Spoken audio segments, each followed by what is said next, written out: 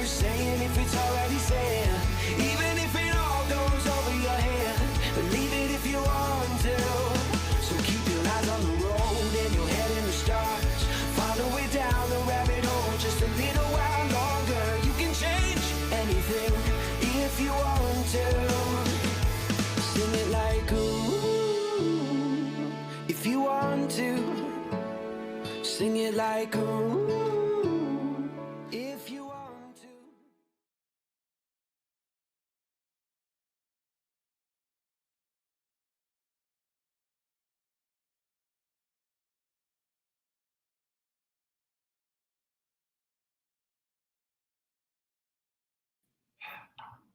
Okay, we're live.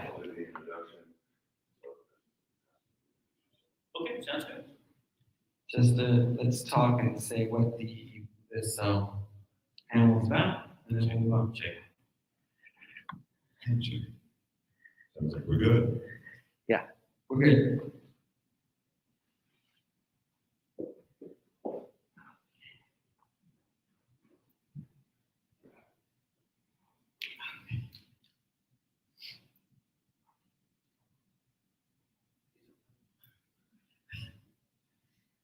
So you're going to take it. Okay, sure. So hey, welcome. Thank you for those who are here. Thank you for anybody who watches.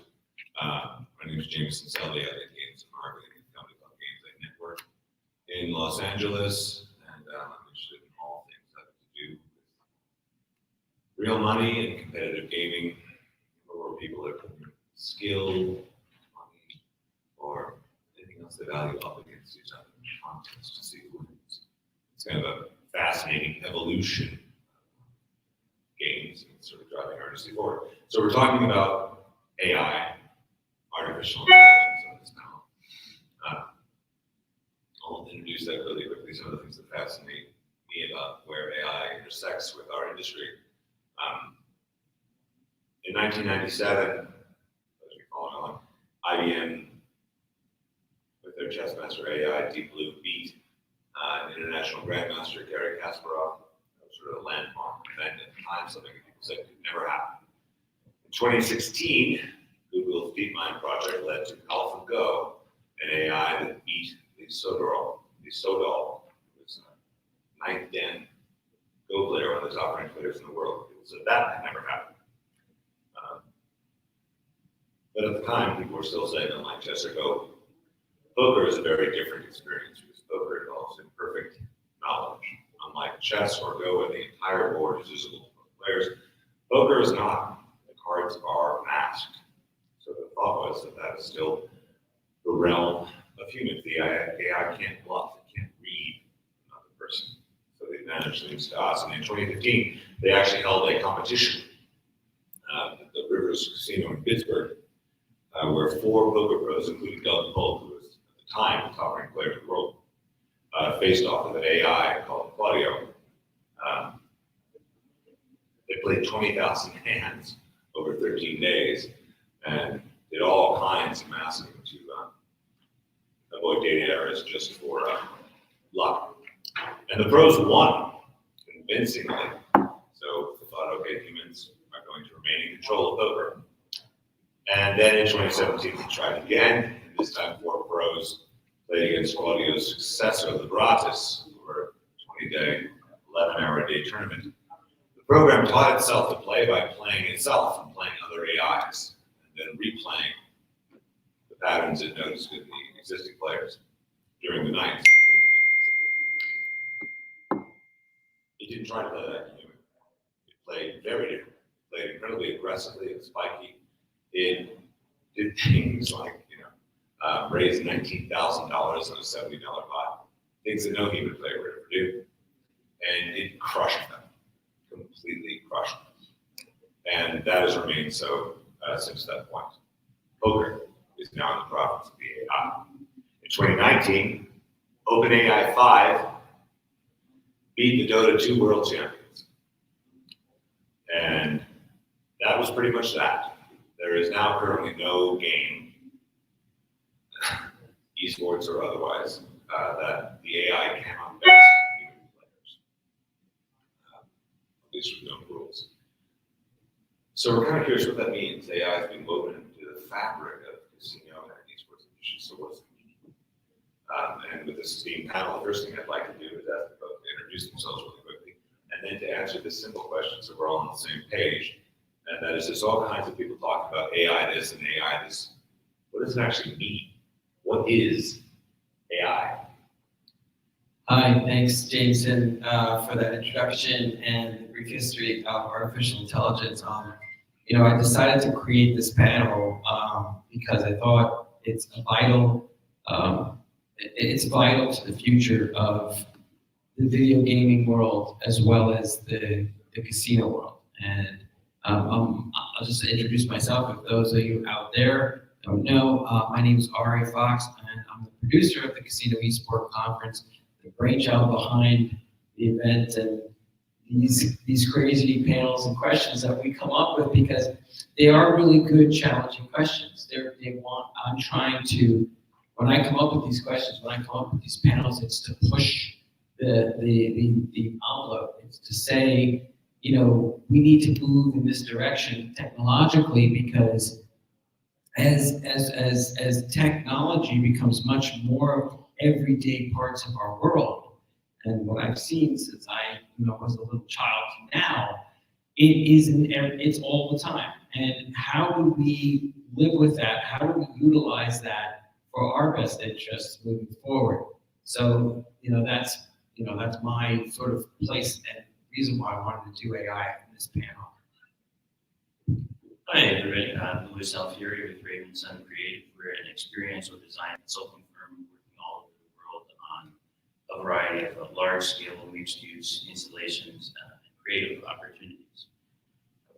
AI is a huge subject in the experiential space, and the intersection with that in casinos is both virtual and physical, and extends across many different verticals. When we think about AI and machine learning, which is an extension of that from a perspective, we've seen it kind of competing with humans in a way where we're looking at this from a pure gaming perspective, what applications can be done. But the extension beyond that we are at the moment of transition in, is how is that going to influence the creative process? How will artists or creators or experienced developers use this to advance the initiatives creatively? We can see it right now in the film industry, where there are beginning to be creative rooms where computers are analyzing the function of stories, the monetization of what scripts might be approved to be developed as films, and the ability for them to analyze, as you said, it was analyzing how they were playing poker. They're analyzing how books are being written, how scripts are being written, and the ability to turn those out in a way that they could be created and monetized. Game engines are, at the moment, the purest form of seeing how things can be developed and rendered in real time, connecting people all over the world simultaneously across culture, government, demographic, religious system, to participate in a real-world, real-time development experience. We think about Fortnite, or League of Legends, and those elements are people inhabiting those spaces in real time and participating. And the AI, the game engine, is not only rendering that world in real time based on true action and function of humans, but it's influencing based on those choices in real time how to influence what's happening in the game or create scenarios that will play out with it. In the physical experiential space, which is one of our primary focuses as a design and consulting team, we are at the point when storytelling is about to take a massive level of transformation. There has always been a structure that has been explored in kind of a 3-act linear structure, where you are putting forth an experience, whether in a cinematic format or an experiential physical format, that you're creating a series of experiences that you can tell the guests that they play a role in, but ultimately it's a linear narrative that they're playing a position in that you have articulated for them. Currently, in some of the larger destinations, like Disney or Universal or Sleep No More in New York, which is a physical experience show, or a secret cinema, you can be given a role within the context of the narrative that may have a single linear narrative that moves through it, but there are choices that you make with your character or your role that may influence what's happening around you environmentally, but it's still a linear narrative. We are, my opinion, within the next 5 years, able to completely upend that notion that we have a multi-branching, non-linear narrative, that you can pick any character you want to be in the narrative, and no longer will you be the hero. Like, I want to show up and I want to be the villain, I want to be Darth Vader, and I want to wipe people out on the Imperial shuttle. That is allowing you to change anything that you are within the context. And there's an amazing opportunity in the sense of co-creation that's available within that for a brand, but there's also a huge risk. And when you can't control the narrative or what the guest does, how do you stay within a set of rules or a boundary that allows you to still stay on brand, but deliver an experience that exceeds expectations for the guests? So it's a whole new world. We're gonna take 5,000 years of human storytelling from the campfire and basically throw it out the window and rewrite how we're going to tell stories going forward, and how will that interact with games and experiences. We called it to some degree something creative and use AI on Rails. The idea is that it's possible to effectively, there have been, games have had the ability for players to choose good, evil, renegade, tarragon for years, right? You can do all those things, but they're very limited sort of the narrative branches, right? That's sort of the ball, and you can sort of follow that. But that's the question. If you take the farther away you move the rails, you put true AI, true player choice, and how can you control the experience? Can you control the world? Or is that a generational fallacy that's even something we should be trying? And I'm not sure of that, but I know looking at the way all of these things today practically impact like casinos, gaming venues. You're looking at how is AI realistically, I think in a lot of ways that they were actually talking about machine learning. How does it impact the casino floor? One of the ways, and I know both in esports and game design, and in both casino floor and game design, AI is engagement. Effectively crafting and creating a more engaging creative experience for players to ultimately increase player enjoyment, time on device, and coining. Increase the amount of money a player spends, have them spend more time spending it, and have them leave the experience overall happier than they were before.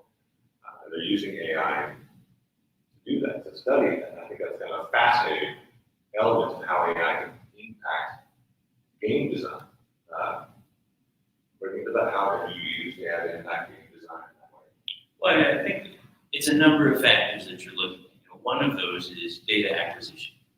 When you're able to acquire all of this information and input, you're applying that through machine learning or AI in some ways to identify predictive analytics that are giving you options which can be played out based on human behavioral choices. So when you take that information in, and I mentioned yesterday, our telephones are a self-curated world. Now, this is the box that you're putting your information in. The algorithm is capturing what you want, and then reverse regurgitating a curated experience based on those choices.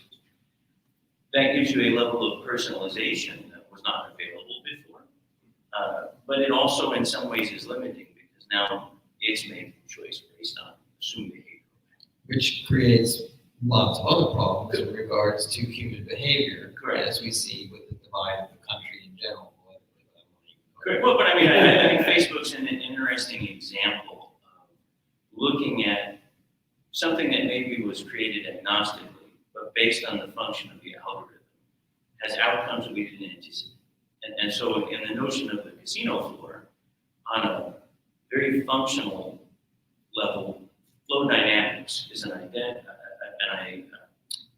excellent example of taking that data in, analyzing the movement of people, their dwell time in certain areas, and how to anticipate modification to that behavior. So that's a very fundamental application.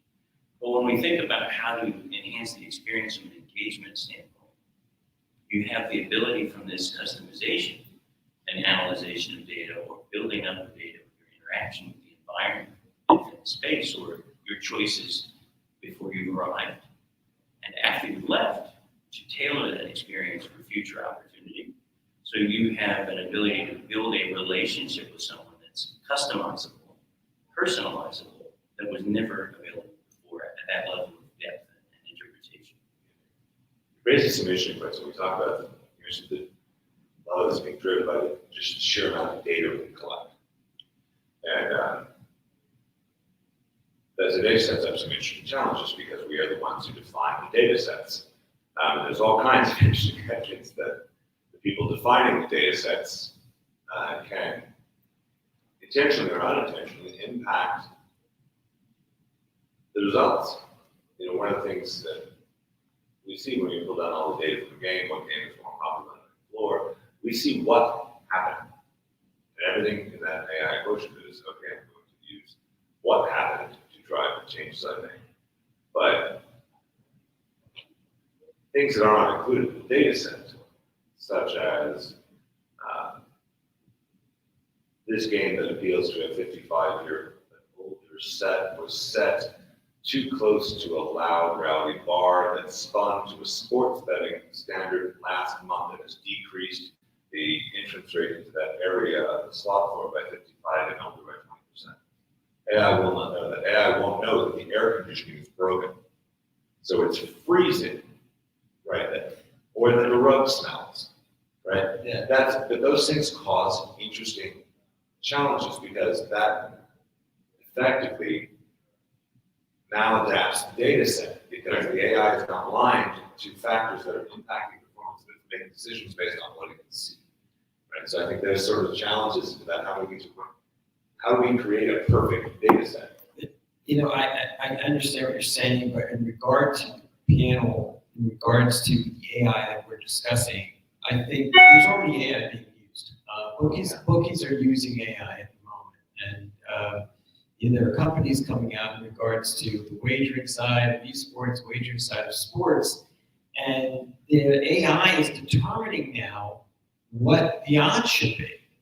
It's no longer, some guy in a fedora sitting in the back room trying to figure out, what the spread is going to be. It's now that the AI is the one jumping in and saying, well, now the AI is bringing the fedora. But, and it's a constant thing, and it's always going, it's always learning, and it learns every day. So, yeah, I won't be able to tell you what your physical location is, won't be able to tell you what happened in that bar, why the 55s and older are not going in there because it was too rowdy.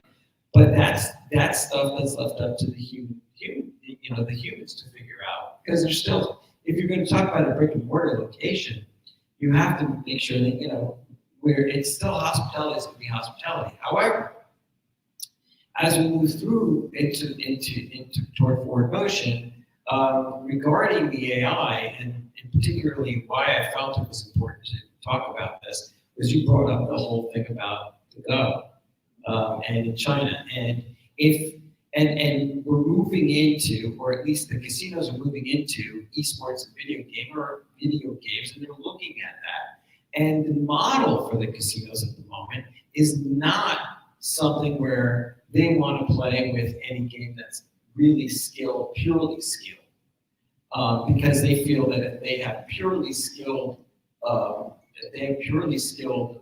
applications, they could lose a lot of money.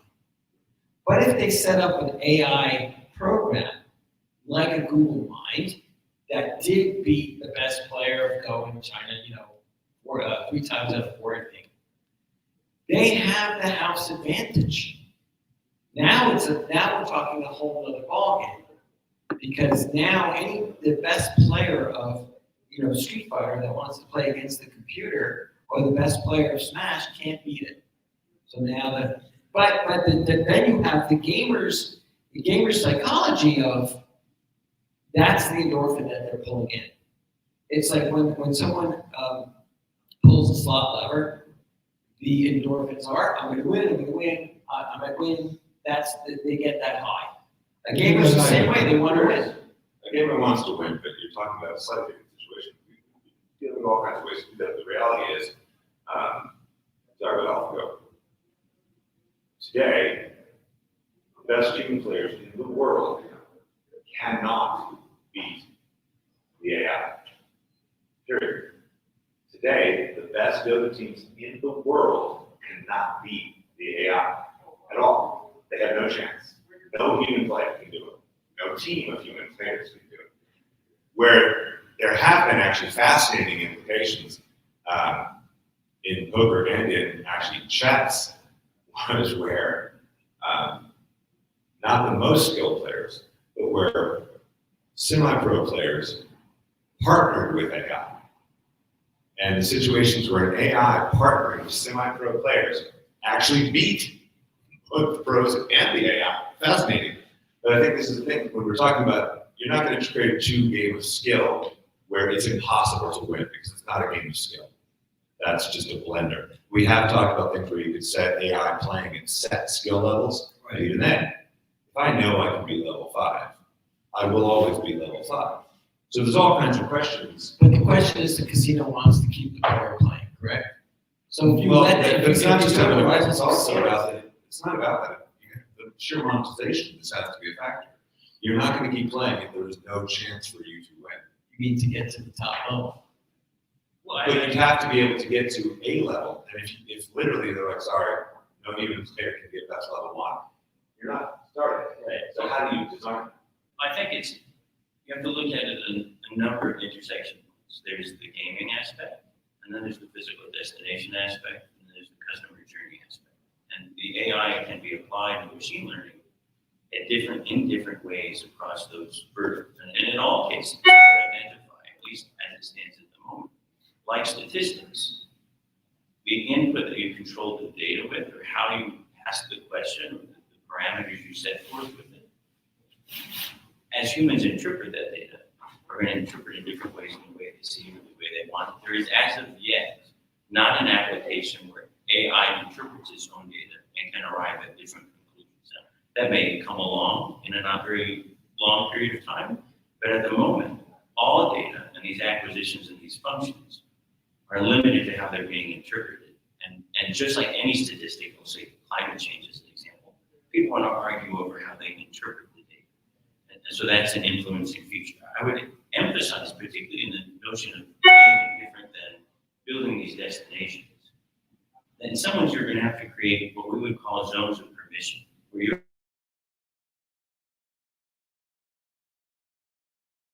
people within that set, of structures to perform, and that different skill levels or different behavioral modes will be necessary where you're trying to do that. And then in that context, this notion, as I started out with about creative, there is a lot of work being done right now where there's this participation of a writer or a painter or a visual artist working with AI in a collaborative format to see where is that going. We're at the very beginning of that collaboration of what's happening between machine and human.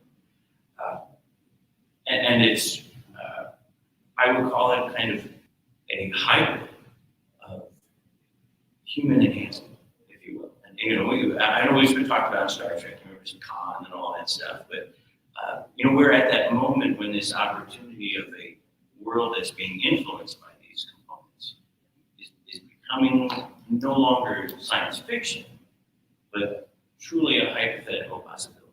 You talk about the AI working alongside the players to sort of enhance their experiences. I know one of the ways that a lot of these sorts of teams are using AI is coaching, working with players. How do you think that impacts players? How do you think it changes their play patterns? How is that evolved? I think that in regards to esports, the AI is a major plus and tool-wise for the professional players to go back and see where they made mistakes, how they can challenge other players, understanding with the AI's help their competitors. Just like the AI can determine twitch rates and the way that these players move and what they do on a drone basis. It helps prepare the esports levels because we're dealing with a digital game.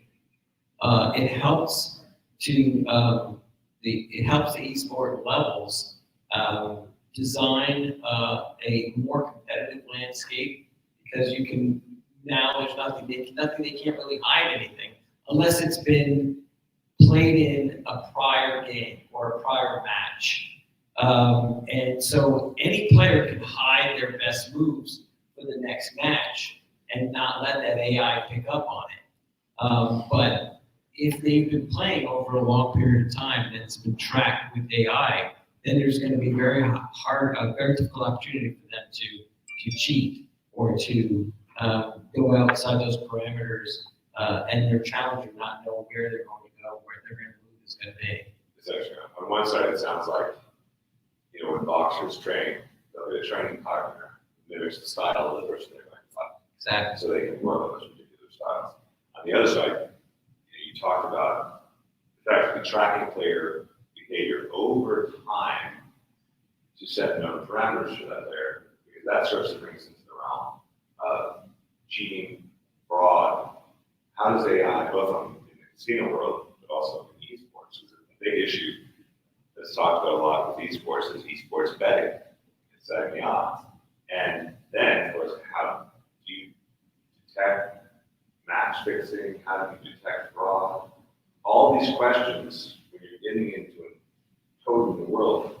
And there's also that issue when we talk about ultimate personalization and the variable nature of these games. How does that impact regulation? So here's how AI impacts those.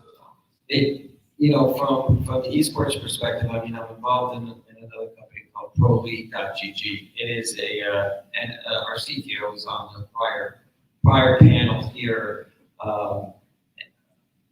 That company and that business, and what we're trying to do is we're building an esports league on blockchain, and that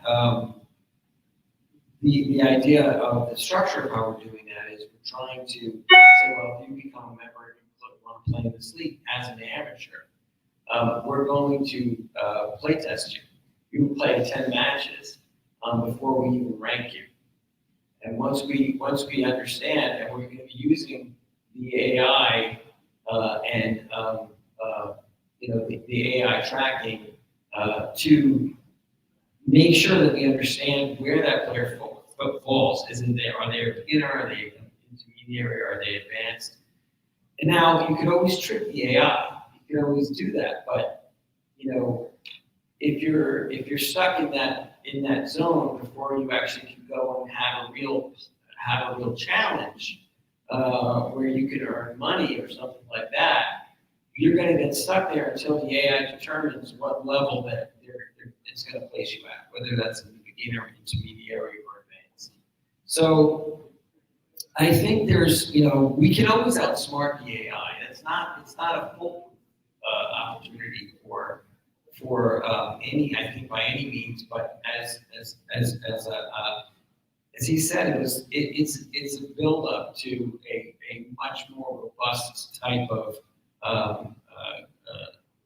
system when AI is in play, because it can find things that the human mind wouldn't, or that we couldn't track. I would add a couple more points. We also work with different brands and different technologies and interpreting this technology into other spaces. So we're working in military simulation, modeling and simulation. We're working with digital arrays and articulating how does a digital array, a haptic array, capture the movement of the physical body and analyze that in terms of sports performance, as an example. So if you are a golf player, or you're, for instance, an esports player, articulating how quick you react to certain functions, or comparing to other higher level players to enhance your own training, how do we examine that? One of the things that we could look at for the casino model too, which is important in looking at this data, and actually I just shared something about Disney on LinkedIn this morning, is there's a question now philosophically between over-reliance on this data and the function of input and what's coming in of AI, and the sensibility of what's intuitive learning and what do we know as people that's different than only looking at data, which is suspect based on how it's structured, how it's interpreted. In this article on Hollywood Reporter, it mentions that there's certainly a different executive style at Disney at the moment between Iger and Chapek. Iger was a more intuitive person who really trusted what the creatives had to say and went on his instincts in terms of acquisition and development. Chapek is a guy with operational experience, but very, very focused on interpreting data from a product standpoint. A real numbers guy. How does he move it in and out? He's a bean counter.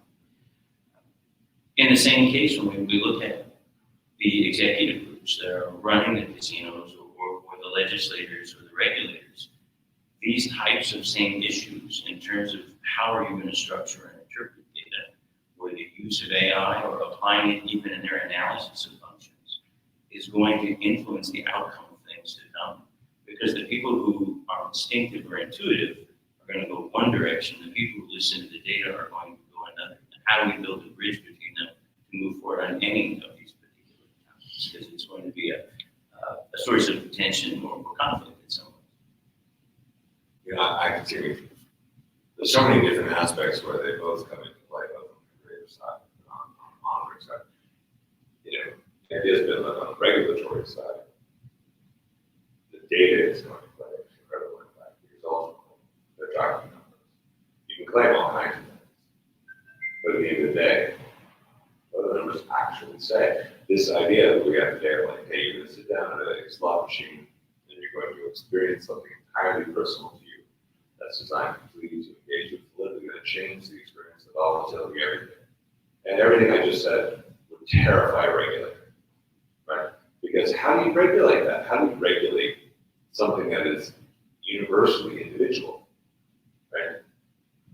Incredibly challenging to do unless you're also using that same AI to literally enforce modern regulatory practices and to where it is being used in a law frameworks with responsible gaming. Right? The other side of fraud prevention. How do you actually track behavior to identify red zones?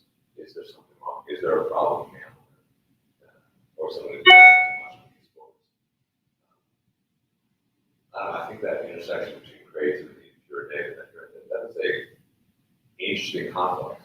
You know, but I know there's plenty of people working in the middle who are attempting to use both who are attempting to use the data to sort of define creativity, you know, working within the box. I mean, I look at it, I look at AI from, you know, an overall, not that we were talking about gaming and we were talking about, you know, the structures in the back office there and how they're using it, utilize the numbers, etc. But also from, if you look at AI from and you know this, immersive experience. So how do you, maybe that's much more of a sort of softer introduction for AI into the experience of someone who like checks into their hotel room and, you know, is talking to an AI hologram about, you know, where are the best restaurants? I mean, we obviously can ask our phones today, but in 2 years from now or 3 years from now, you know, taking out your cell phone ask it will be something like old or it won't be cool anymore. So possibly maybe it would be better just to have a hologram that follows you around, or possibly it could be better if you check into a hotel that there's a hologram service that, you know, that knows everything about the area that you're in. So, like for example, it could change a lot of things for the Las Vegas Convention Authority. You know, it could give people a better experience that, not to knock the restaurants and all the casinos, that they're great, but like if someone comes to town and they've never been here before, they may not realize that there's some really good restaurants off the strip rather than being on the strip. And so, you know, and knowing that it's available at your fingertips and AI learning from people, oh, are you a newcomer to Las Vegas? You know, can I help you with, you know, this? What would you like to do? What are your, you know, this is the, you know, this is the experience that I see. I know it's like, you know, we talk about Star Trek, sci-fi, but these things exist today. And I think that they're used in some amusement parks, correct, at this point, but in different aspects. To a different degree, you know, the thing you have in a physical destination, a mixed-use destination right now, is that you've created a platform for people to participate. They enter the gate, they come in the platform, And then they make choice about what kind of experience they want to have with it. Currently, all of those, if you think of it like a tree, you come in through the trunk and then there are these different lands or experiences. Each of the termination points of those currently is a linear experience. You're going on a ride, you're doing something of that nature. Where the experiential space is moving is, the aspiration is westward. That they want to have a free roaming, behavioral-based interaction that's free from constraint. I would say that I think, beyond even that, in my mind, Inception and Total Recall are really where this is all headed. You think about Ready Player One or the Oasis, it's an ability to go into a completely analogous world and participate at any level you want, or in the case of Inception or Total Recall, which we're nowhere near yet, but will be the ability to implement experiences in you that you believe that you had in reality, that will be branded experiences that will be completely monetized. And I know that sounds like way out and far out, but when you think about it, it exists in a separate form now. When you're playing Fortnite, and all of these brands, all these casino brands, they're still locked into thinking in like a box. But they can all build this world themselves right now and inhabit it and create an alternate participation venue that they can monetize heavily right now. Fortnite, the world that you go into, and all these games, Riot gets it, all of these game developers have created informed currency, informed purchases. You can have an avatar, a whole other life. All of these brand opportunities are not even on people's radar at the moment. It's happening right now. You mean, well, when you talk about metaverses in general.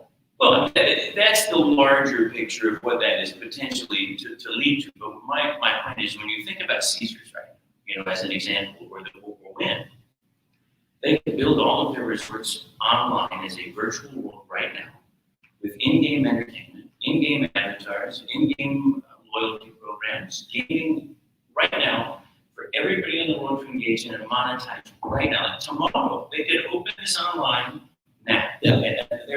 And And I had a conversation with the state senator from Nevada here at their keynote last night, and the casino industry was hurt by that in regards to COVID because they had to shut down. But then getting back to the point of, would this right now experience, would that all, are you saying that would all be controlled by AI? well, essentially, you think about Riot. Okay, let's talk about Fortnite. Fortnite is operated by an AI. All games have a certain level of AI functioning, this real-time rendering and interpretation of data.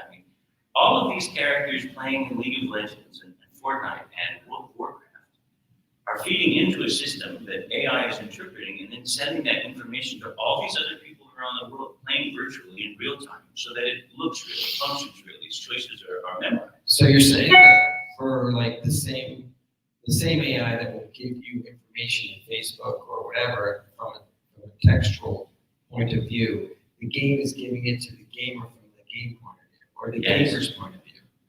So the gamer is really subconsciously almost creating their own world because the AI understands the gamer. Correct. This raises all kinds of questions. One of the interesting questions when you talk about, it's one thing to say, hey, we're going to create an experience in Disneyland for a player, because Disneyland, as you say, is a platform. Las Vegas is one platform, but it contains a multitude of platforms. Correct. So we're entering an era of commercially competitive AI, right? Because you may want to see that restaurant off the strip. I may not want you to go to that restaurant off the strip. I want you to stay on property. Because if you leave, I've lost you time, I've lost you dollars, and now you're free roaming out there and anybody can try and take you. Right? Why do you think Facebook is purchasing Instagram? So it's just like this idea of like suddenly we're entering a realm, in terms of advertising, marketing, user acquisition, we're moving past simple game UA to sort of metaverse competitive acquisition, right? Getting that ownership, getting people's engagement and time.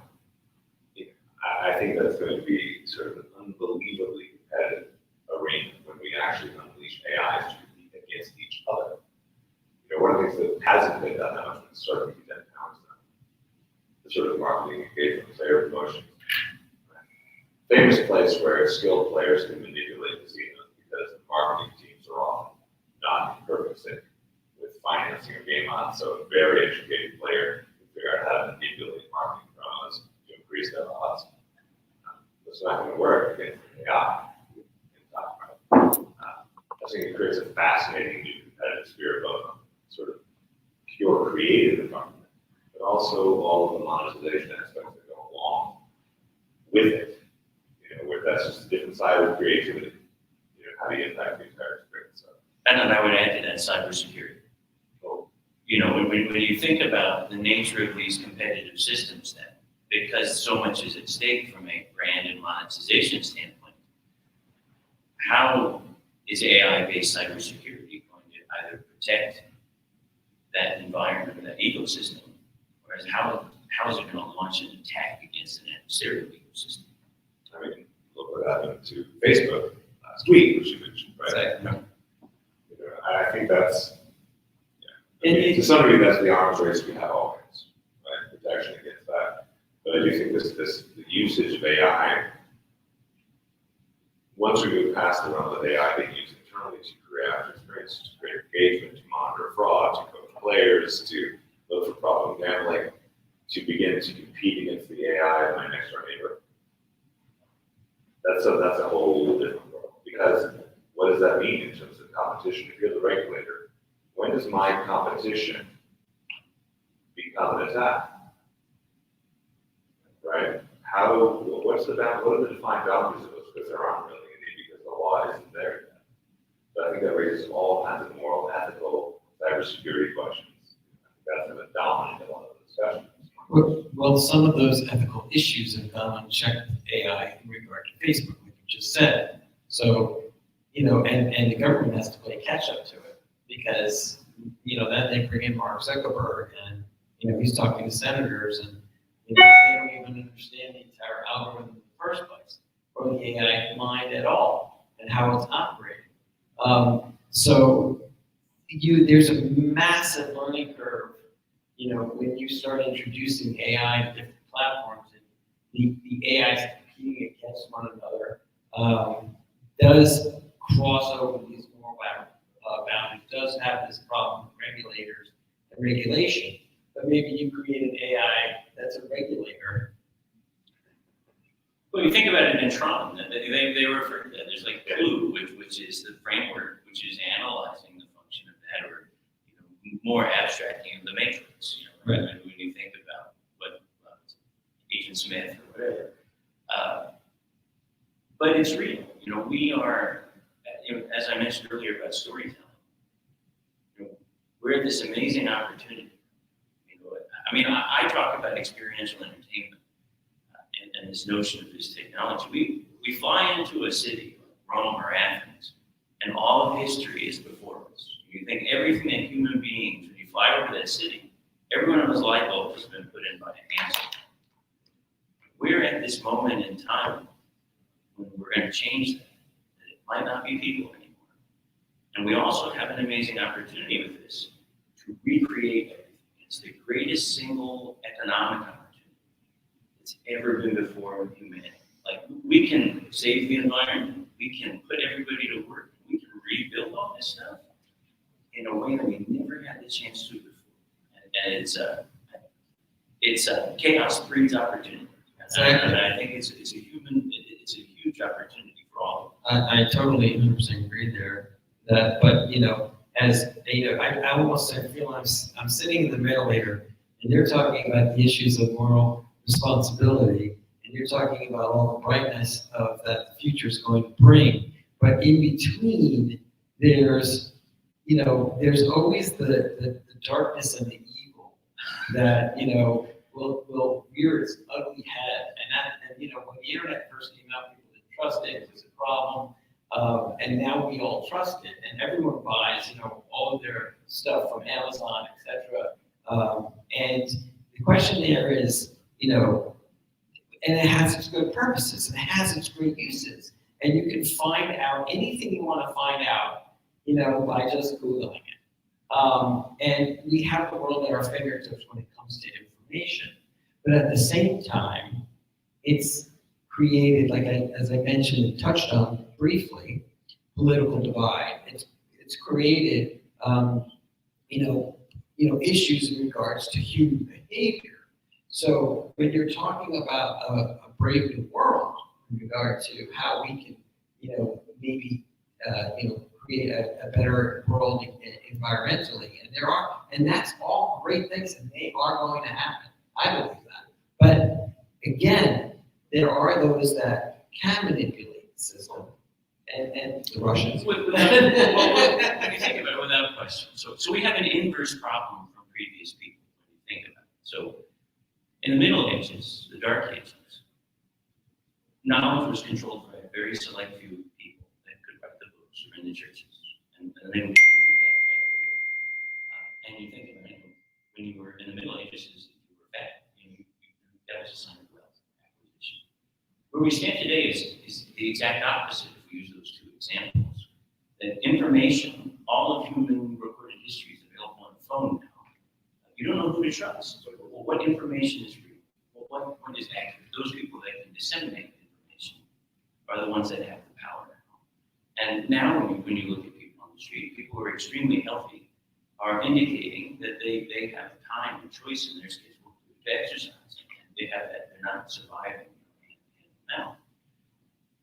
We're at that moment when there is going to be conflict and darkness and many problems that are brought up as a result of not understanding how to deal with this information. But to the panel yesterday, we talked again about how rock and roll was looked at that way, weed's been looked at that way, anything, television, anything that's been transitory in society has always gone through a very dark, turbulent period before it kind of was understood and adopted by the masses. There is a difference. I think there's a key difference. Because you're right, I've done a whole thing on that. Like you can actually pull up quotes of literally the Greeks discussing discourse and rhetoric and saying, this is going to bring down society. And every level of things, from classical music to violin, all the way to rock music. You can find quotes about people talking about Beethoven, like people talked about rock. You can put all that stuff together. All of that was human creativity, coming from a human mind debated by human people. And we are entering a slightly different realm. One of the most interesting, sort of semi-angelic things I read was one of the researchers working on chess, the chess program at the Kasparov. Because chess lost, the program's lost for a long time. And they studied infinite games by humans. They studied human players, and they continued to lose. And the sort of key moment was when they said, okay, fine, let's just give you the rules, basically how the pieces move, what the final win condition is, and you just got it. I'm not going to tell you anything about the game, just the rules. You figure it out. And what they found over time was the AI doesn't play like the game. It plays very differently. If you're watching it, you can tell it's not a human player. It doesn't make moves that seem logical or would be used by a human. And that is a very interesting and terrifying thing. Given just the rule sets, the AI is going to optimize to the best it can, with no human conditions behind it, no thoughts. They've had AIs that specialize in building transistors, and it turns out they built them completely different. One of the things they found there was computers were adding nodes to transistors that weren't connected to them. It seemed to have absolutely no purpose until they actually studied the actual electromagnetic load, and they realized that the addition of that extra material was creating different balances and different speeds on those transistors. That is not something that any human designer would have done. The AI does not necessarily design, build, or evolve within the boundaries of human morality, history, or thought. Correct. Right? The AI does what it's told, and then it goes. So when you talk about things that we might want to come to pass, or we might want not want to, we talk about that intersection of what we call evil, or good, or right, or morality. Like, that's just an idea that we have, and we all define it differently anyway. The AI, like, doesn't define it at all. It's not a number, at least today. AI defines data, resulting data, refined. So when you have something that refines, involves, free of the issues of human morality, they've done all kinds of fascinating, things, with AI. Two battling species, eliminate war, fine, remove all food, they all die, no war. Okay, that wasn't what we meant. Well, I didn't know that. You just gave the rules. I think figuring out how we're going to intersect and use AI to intersect with each other, but also figuring out what other regulatory constraints, what other rails that we can create, or is that even possible? The other thing I mentioned to both of you is they have AI now that's beginning to create music, AI that's painting, and we talk about how AI is used in games, like Fortnite and others, everything. When do we enter a phase where game worlds themselves, the basic fabric of the game worlds, start to be involved? When does AI take over game design? Is that even possible? That's a scary thought, because then where would that leave game developers? But I don't know if that's even a possibility, because I think from the creative perspective of a game designer, as game design is being set up now, each individual gamer that plays that game will find interaction with that game, will find something in that game that they want to do, that they want to play. So the AI would have to understand what that gamer would like to play, and that's a possibility. So yes, I agree that it's a possibility that AI can create games, but in the bigger structure of things, we contact, in regard to your comment about morality. If AI can decide to end wars and not do it by eliminating all food, then why can't AI have those parameters, set those parameters as a human being, and based on that human being, and AI being that human being, understand morality, understand good and evil? Well, it goes into a really fascinating question. If you're going to tell an AI what good and evil is, who's going to tell it? Right. That's again, it's that question of how data is structured. I would say one of the issues, and this is of the military world, is the assumption that the machine can, with much greater efficiency, analyze and make a decision than humans can from speed. So that's one of the things driving that. I would say to your question, both of you mentioning about kind of this intersection of darkness, or let's say it's the Matrix or Star Trek, where the machines or Terminator decides that people are a non-analogous entity on the planet, totally outside of the sector of where we're talking in the casino sector.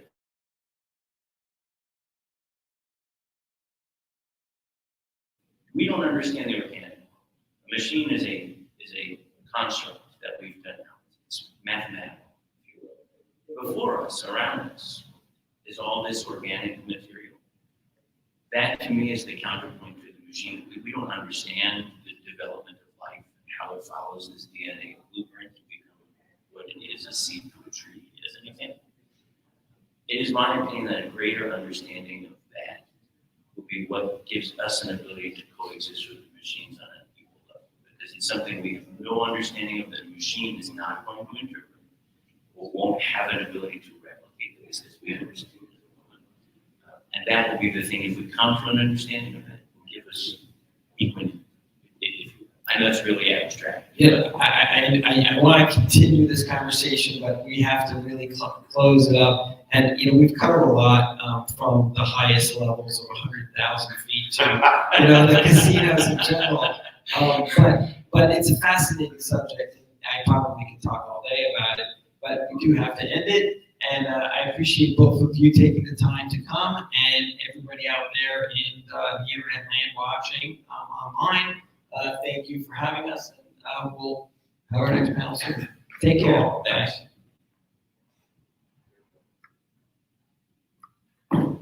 Thank you, gentlemen. was good. You have a card? Yeah. I'll give you something to chew on, at least. Yeah. This is where I do this all day.